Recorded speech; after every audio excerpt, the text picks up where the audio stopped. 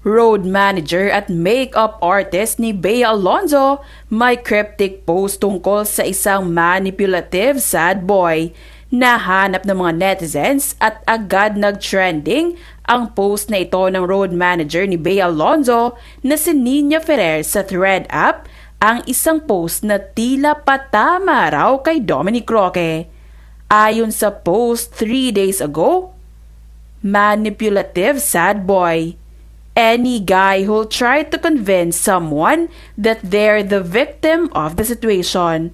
They'll make you believe that you're in the wrong and that you're the one who should be feeling guilty.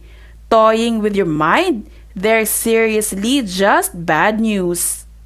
Tila tugma raw ito sa cryptic post ni Dominic Roque sa kanyang social media kung saan makikitang malungkot ito at tila nag-iisa at turned off pa ang comment section na nagpapahiwatig na mayroon itong problema o pinagdadaanan sa buhay.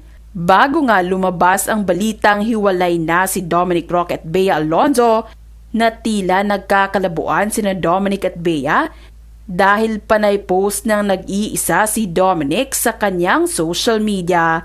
Ang post na ito ng road manager ni Bea ay nirepost naman ng makeup artist ng aktres.